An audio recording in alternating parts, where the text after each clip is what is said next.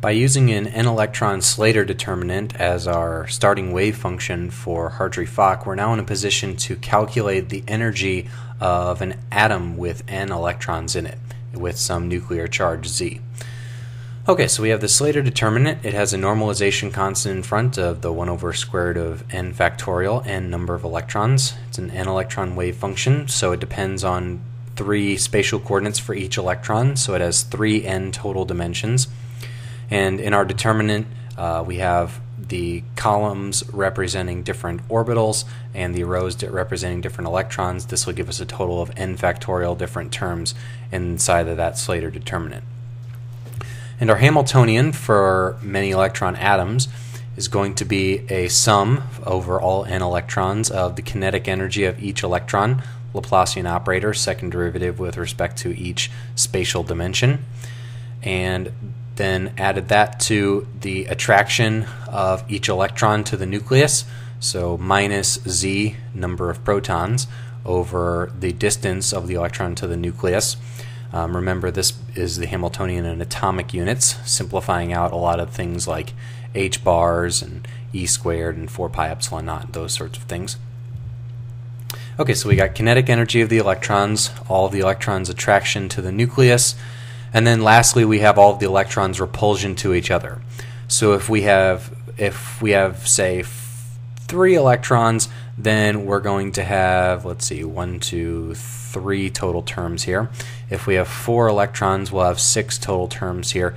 Basically each pair of electrons is going to repel each other. If we have 5 electrons, we have 10, and so on. So this is a pairwise additive sum. It's a sum from I equals 1 to n, and a sum from j equals I plus 1 to n. So pairwise, so we don't want to go from j equals 1 to n, otherwise we would double count the number of electrons interacting here. Okay, so 3 terms. We have kinetic energy of electrons, potential energy of electrons with the nucleus, and potential energy of the electrons repelling each other. Okay, then if we assume that we have a wave function which is normalized and orthogonal, which we do with our Slater determinant, we're assuming that we're normalized, then we have an expression for the energy which is going to be this type of expression here, where we have the psi star for the many electron wave function times the Hamiltonian acting on psi integrated over the range of all of the spatial dimensions. So this is an integral over all 3 spatial dimensions of R1, R2, R3, 4, 5, etc., all the way to Rn. So it's a 3n dimensional integral. And then again, psi star h psi. So just the same energy expression, same expectation value we've been seeing all along, but now we're in just many more dimensional space. Okay, so if we chug through this, you'll finally get an expression that's going to come out and look like the following. Okay, we're going to have a sum of terms for each electron. We're going to have h sub I, which are going to be the 1 electron terms. We'll talk about that in a second. And then we're going to have a set of 2 electron terms as well. J equals, well, we'll say j greater than I. Okay. Of what's going to be a Coulomb integral and what we're going to call an exchange integral. So there's going to be what we're calling a 1 electron part. I'll say 1 electron energy, and then a part which we're going to call the 2 electron energy. Okay, so what are these parts? For the first part, this h of I, that's going to be the same thing that we saw for the helium atom for each electron there. And that is going to be the integral over a specific electron, say electron 1, say coordinates R1, psi star I, the ith wave function of R1, of the operator hi, psi I of R1. Okay, and what is this operator? This operator, h of I, is just the kinetic energy and the attraction to the nucleus for electron I.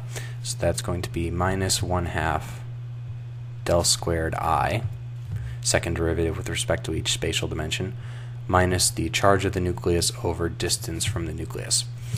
So this integral represents all the energy of electron I due to its kinetic energy and attraction to the nucleus through this one electron operator here, h, little h.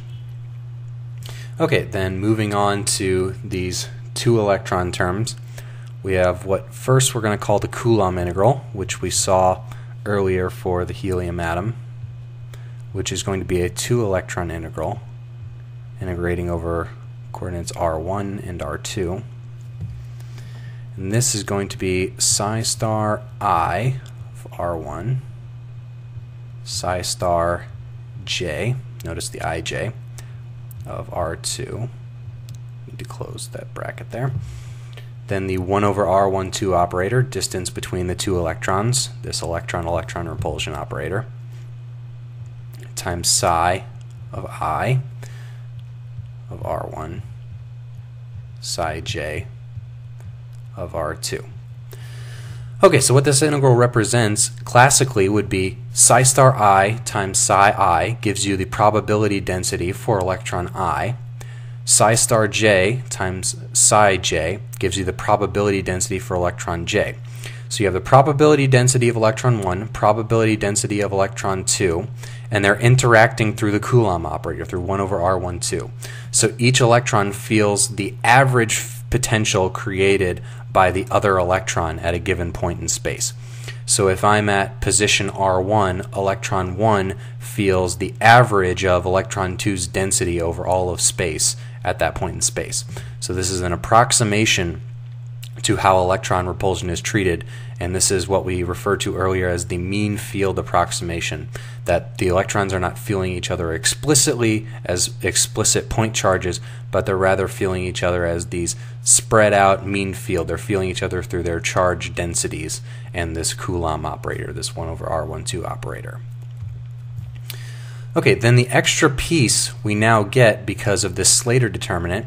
Remember, this Slater determinant satisfies the requirement that if we have a multi-electron wave function, that switching any two electrons is going to switch the sign of the wave function, which is where we end up getting this minus sign and these exchange integrals here. So this is going to be called an exchange integral. And it's like a Coulomb integral, but a little bit different, arising again because of this Slater determinant and the anti-symmetry principle, which gives us the Pauli exclusion principle. Okay, so the first part is going to be the same. We've got psi star I for electron 1, psi star j for electron 2. We've still got the 1 over r12 operator.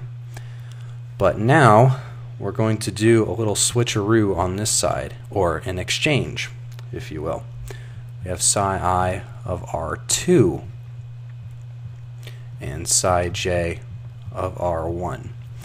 So if you'll notice, what we did here was we switched the r1 and the r2, or we exchanged them, and that's where this term exchange integral comes from, because we're exchanging two indices and we get that exchange integral to pop out.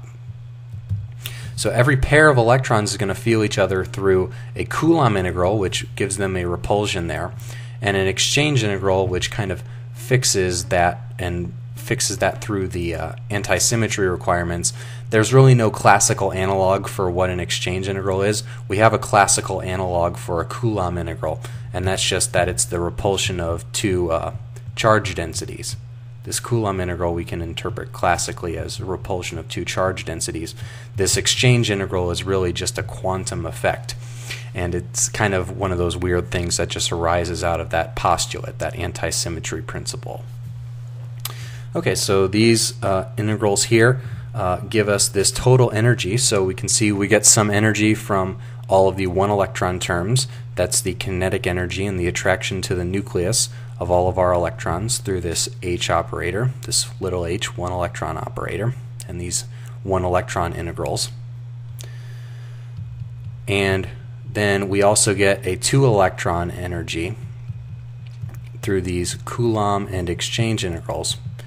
And each pair of electrons is going to interact through a Coulomb integral and an exchange integral. So we have every pair of electrons contributing to the energy in this way. And this is going to give us our total Hartree-Fock energy for an atom of an arbitrary number of electrons.